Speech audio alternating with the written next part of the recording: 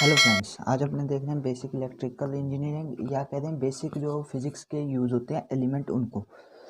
तो उनमें क्या आता है, फर्स्ट अपना आता है भी चार्ज। व्हाट इज चार्ज, क्या होता है चार्ज, अपने यूज़ कैसे, यानी कि इस चीज़ को अपने देखते हैं। तो इसके लिए क्या है, जैसे कि ये देखो चार्ज क्या है। अब चार्ज को देखने के लिए अपने को पता है भी चार्ज एक कोई भी मटेरियल है उसकी एक इलेक्ट्रिकल प्रॉपर्टी है, यानी कि एटॉमिक पार्टिकल की एक क्या है, इलेक्ट्रिकल प्रॉपर्टी है जिसे अपने चार्ज कहते हैं।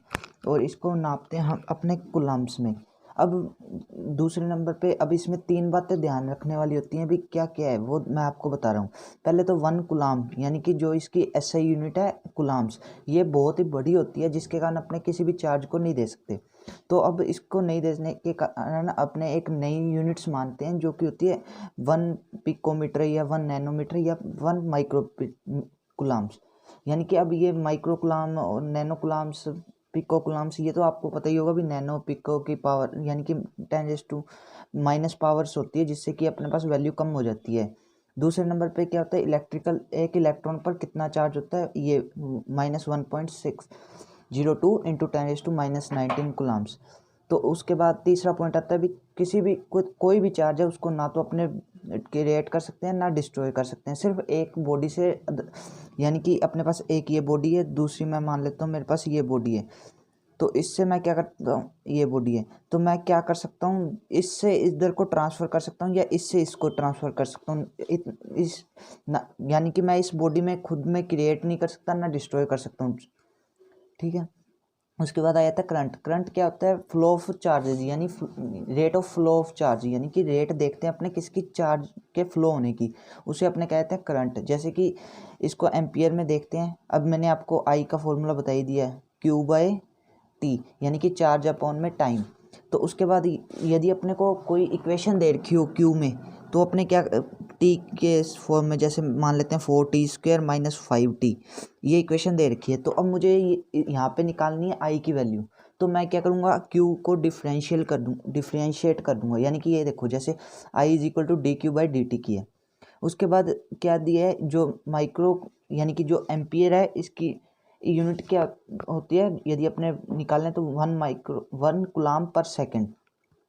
ठीक है। तो उसके बाद यदि अपने को कोई क्यू निकालना हो, आई दिया हो, इक्वेशन दी हो यानी कि, तो अपने क्या करेंगे, सिर्फ उसका इंटीग्रेशन कर देंगे T0 से T तक, यानी कि जो भी अपने को टाइम दिए। तो उसके बाद यदि अपने को कोई करंट दे रखा है जो कि डीसी फॉर्म में है, तो उसको अपने कहेंगे कांस्टेंट एंड रिमेन, वो चेंज नहीं होगा कभी भी। यदि एसी में है तो वो 100% है भी चेंज होगा, यानी वेरिएबल होगा, वेरी करेगा किसी चीज़ पर, किस पे वो होती है। जैसे अपनों ने साइन में या कोस में जो पढ़े हुए हैं ग्राफ साइनसोइडियल। ठीक है। उसके बाद एक ये क्वेश्चन दे रखा है भी, अपने को electron number of electrons they दिए। उसके बाद इन्होंने पूछा भी इसमें कितना चार्ज है। तो अपने जानते हैं भी Q = Ne, ये अपनों ने पहले कई क्लास यानी कि ये 12th तक पढ़ा हुआ। नहीं तो ये क्यू चार्ज निकालना है, कितने नंबर ऑफ इलेक्ट्रॉन्स हैं और ये इलेक्ट्रॉन का चार्ज आ गया। तो यहाँ से अपने क्यू की वैल्यू निकाल सकते हैं। तो यहाँ पे क्या किया मैंने, एन की वैल्यू 4600 रख दी और इलेक्ट्रॉन की वैल्यू रख दी, इलेक्ट्रॉन का चार्ज। तो अपने पास वैल्यू है ये। उसके बाद नेक्स्ट टॉपिक है वोल्टेज। वोल्टेज क्या होती है, वोल्टेज क्या होता है, कोई भी 2 पॉइंट्स के बीच का पोटेंशियल डिफरेंस होता है। तो जैसे कि मैं मान लेता हूँ कि एक पॉइंट मेरे पास ये है और एक पॉइंट ये है, तो इन दोनों पॉइंटों के बीच का कोई भी पोटेंशियल डिफरेंस मैं ले लूँ तो उसको कहूँगा वोल्टेज। इसको मेजर करते हैं वोल्ट्स में। तो 1 वोल्ट बराबर होता है 1 जूल/कूलम, यानी कि इसमें क्या होता है, वी की फॉर्मूला एक और होता है W/Q, यानी कि किसी एक कूलम आवेश को लाने में किया गया कार्य वोल्टेज कहलाता है। यदि अपने को डेफिनेशन देनी हो 1 वोल्टेज किसे कहेंगे, तो उसमें अपने कहेंगे भी 1 कूलम आवेश को लाने में 1 जूल कार्य किया गया है, तो अपने उसको कहेंगे 1 वोल्ट।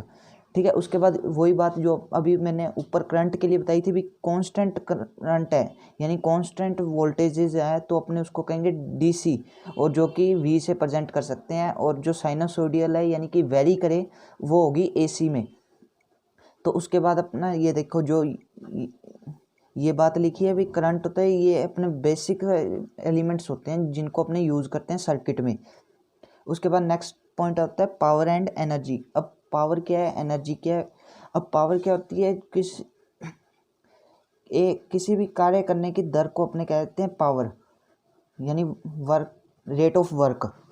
ठीक है, तो अब इसको वोट से दिखाते हैं। अब जैसे कि इसमें जो ये देखो dW/dt लिखते हैं इसको, यदि ये P की वैल्यू निकालते हैं तो उसके बाद देखो P is equal to VI। यहाँ पे जो ये VI है, आई है वैल्यू, ये इंस्टेंटेनियस है, ना कि अपने कह दें भी रेगुलर वाली है। ठीक है, उसके बाद नेक्स्ट पॉइंट है भी वर्क क्या, एनर्जी क्या होती, जो ये वर्क होता है क्या होता है, एनर्जी की कैपेसिटी कितनी, यानी कि कैपेसिटी ऑफ वर्क, यानी कि कितना अपने कार्य कर सकते हैं, उसकी क्षमता को दिखाता है। उसके बाद इसको मेजर करते हैं जूल में। तो इसके कई प्रकार से अलग यूनिट भी होती है। अभी SI यूनिट तो वोट जूल है जैसे, बट इसके अलावा कई यूनिट्स, एक्स्ट्रा यूनिट्स जैसे कि वॉट आवर्स दे रखा है या हॉर्स वोट दे रखा होगा कि, और जैसे ये देखो 1 watt is equal to 3600 joules होते हैं। तो क्या है, इसमें इतना ही फ़र्क होता है भी, इसकी कई जैसे यूनिट अपने देखी है भी, मीटर होती है लेंथ की, सेंटीमीटर, डेसीमीटर, उसी प्रकार से इसकी भी कई यूनिट्स होती हैं। तो इसके आगे वाला टॉपिक आता है एलिमेंट्स, सर्किट एलिमेंट्स, जो कि अपने नेक्स्ट लेक्चर में देखेंगे। Thank you.